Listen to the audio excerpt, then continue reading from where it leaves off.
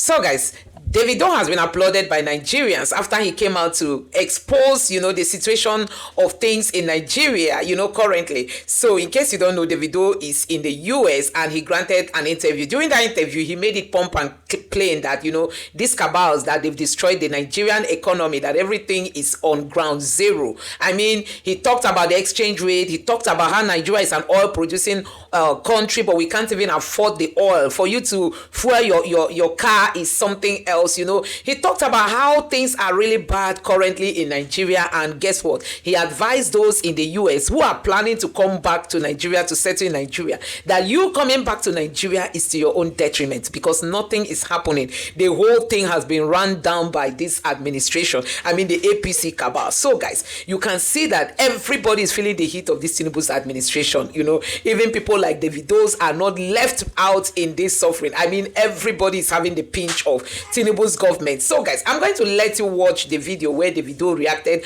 to what is happening in Nigeria, and also you are going to be listening to an analyst who has also praised Davido for coming out boldly, to say it the way it is, that things are not working in this country. Don't forget that even the IMF has also told Tinubu that all the reforms and all the new policies Tinubu is putting on ground is hurting Nigeria. Hey, so there is no remedy at the moment. So guys, take a look at those videos. Take a look.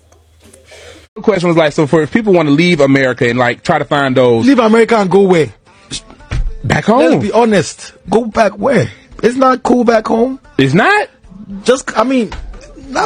My country now is in the economy now is in shambles. Like, but if people are leaving, I do my part. Yeah, I'm an ambassador. So when I go home and I'm filming and showing, I'm not gonna show the bad parts. I ain't gonna show all the You're not gonna try to slum. You're not gonna show the trenches. No, I go to the trenches. Yeah. I film the trenches, but I'm talking about the situation in the country. Yeah, we Nigerians, you know what I'm saying? Like now the exchange rate is messed up. A lot of stuff not going well. You know what I'm saying? The economy is just not good anymore. The oil prices are too high. And imagine a country that produces oil. We produce the oil, and we pay more money for oil. The question was like, so for if people want to leave America and like try to find those, leave America and go where? Back home. Let's be honest. Go back where? It's not cool back home. It's not.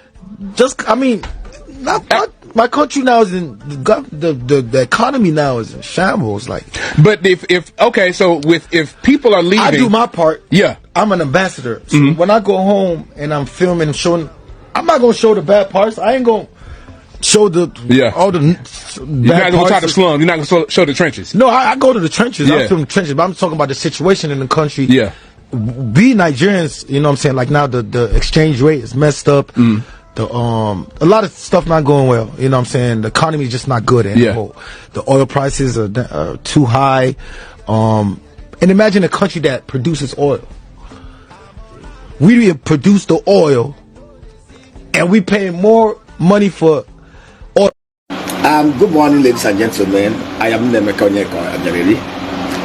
Over the last 48 hours, the global sphere, the social media space has been so inundated with all manner of, back and forth. Some people criticizing Davido 001 for 001 for stating the obvious about the economic conditions of Nigerians. What was at the root of the brouhaha? David rightly told Nigerians in diaspora, those who are planning to shuttle back to Nigeria, to be very, very careful because of the current economic and insecurity climate in the land.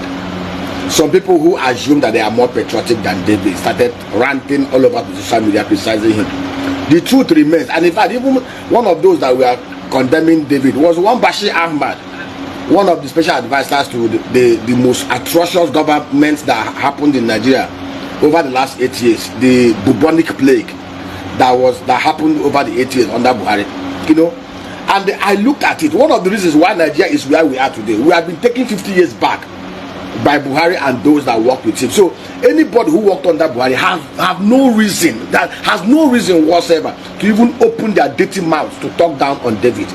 Firstly, Davido is 1 million times more patriotic, more value adding to Nigeria, a better ambassador than 100% of those who are attacking him and who are trying to eviscerate him over the social media platforms.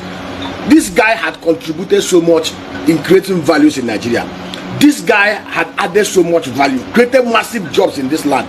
This guy has touched lives 1 million times than most of those attacking him. And by the average standard of the average elite in Nigeria, the toilet elites as I call them, David will have easily blended. His own father have actually added more value than most of the political bandits and their acolytes and their foot soldiers attacking the guy. Was it not his father told us how he brought in $2 billion investment in the power sector, and how one criminal bureaucrat in Abuja wanted to frustrate his efforts? It took God's intervention for that needed project to see the light of the day, because somebody somewhere, part of the criminal elites, part of the political bandits, wanted to frustrate a power project that will have added so much value. So by tradition, David should have been among the elites, aligning with the criminal, political, and the elitist bandits. But the guy chose to align with the masses by stating the truth as it is. And for those of them attacking David, for those of them trying to call him unpatriotic, I say shame on you.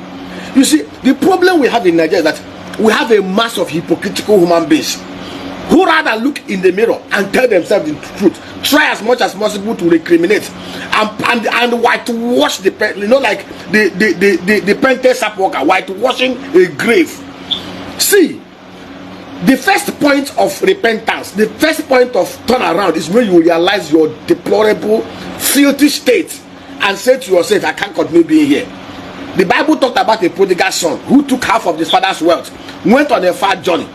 After squandering the money, living lascivious lives, he got to a point he was eating with pigs. He was eating food meant for pigs.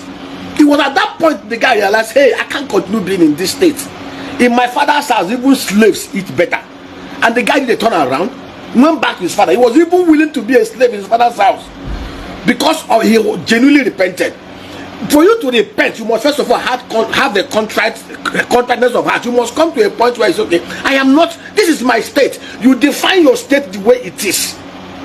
The Israelites, when they were in Babylon, when they were in captivity, when they remember their days in Jerusalem, they normally go to the bank, the waterside, to go and cry, to go and lament. When God saw that they were really contrite, God intervened.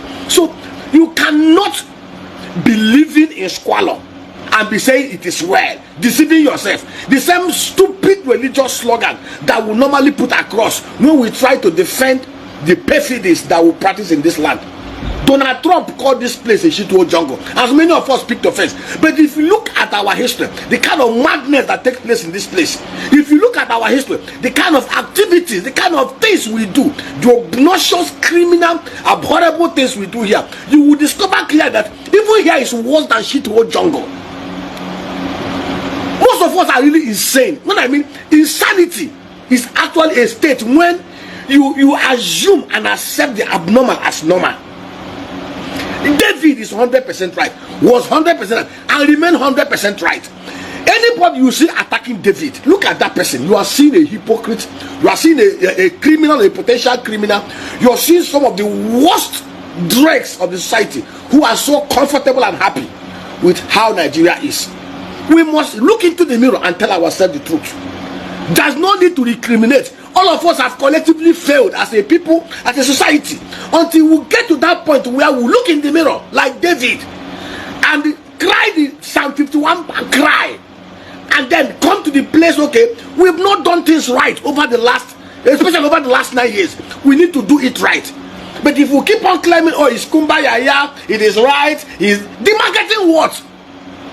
Nigeria is already totally demarketed. We've demarketed ourselves. Is it the security? Is it the criminal political bandits? In fact, 75% of us, if not more, are potential bandits, because our mindset shows who we are. It's the heart, the thoughts of your heart, your actions that actually show who you are. And we keep on pretending. Religious bandits, traditional bandits, political bandits, full social bandits, everywhere is banditry, and we think it's right. David is far. See, and when you look around, look at most of those in Nigeria today. Go and check NDS record. Out of the 138 million accounts in Nigerian banks, only about 0.4% or thereabout has up to 500,000 deposits in it. And if you even use BVN to run it, you will see that most of these accounts are actually multiple accounts owned by people. You will clearly discover that out of the 218 million people in Nigeria, less than 400,000 can actually boast of 500,000 naira income deposits. And interestingly, 500,000 naira is what janitors earn in less than 3 days in either Canada or in Europe or in America. And yet, some of us are so happy in our current perilous parlor state. We are so happy in our decay state. We want to keep on, whitewashing the grave state we are. We want to keep on saying, oh, it is. What are we? Why are you deceiving yourselves? What is patriotism? A patriotic Nigerian is one who tells himself the truth. Tell truth to power. Tell us the truth, and then add value. It's not just a matter of condemning. In your own little corner, do your little best to add value. David has no reason to adopt the position he adopted. If David was to act true to the usual Nigerian toilet elites, he would have just said all is well. But being a boy that is properly raised by good parents, being a boy who is loved and who understands what life is, who also loves, because it will take a state of good heart that loves to say the truth. David is a lovable guy, very loved, and I love him. And I know every good Nigerian loves that young man. And for stating the truth, we are backing him, we are supporting him. There's nothing David Adeleke that is not the truth. Anybody, one of the ways we will know those who are criminals in Nigeria, potential criminals, the value adding toilet, the non-value adding toilet elites, and their criminal political few soldiers are those criticizing him. If you want to know those who are doing the problem of Nigeria, look at those criticizing David. So guys, you have seen it for yourself. This is what we are saying when you have the wrong people in leadership position. So Tinubu said it was his turn, to become president, not because he had the qualification or he feels, he was qualified to become the president of Nigeria, but he saw it as an entitlement that it was his turn, as if it was his father's property, and it got to his turn to become the president. So guys, you can see that these people, they came into leadership without understanding what leadership is all about. They don't even know what it means governing Nigeria is all about. So, and you can see the impact of having Tinubu as the president of Nigeria currently. Every indices is pointing down. Everything has collapsed under the leadership of Tinubu.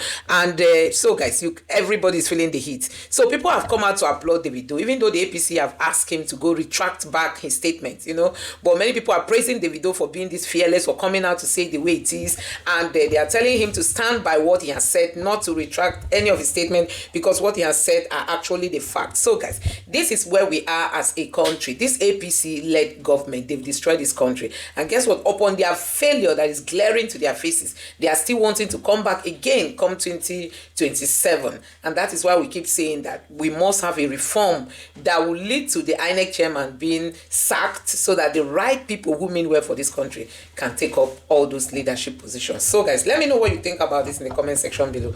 Please don't forget to subscribe to the channel, turn on the notification bell. Please give this video a like so that YouTube can recommend it to others, and drop your thought in the comment section below. Thank you.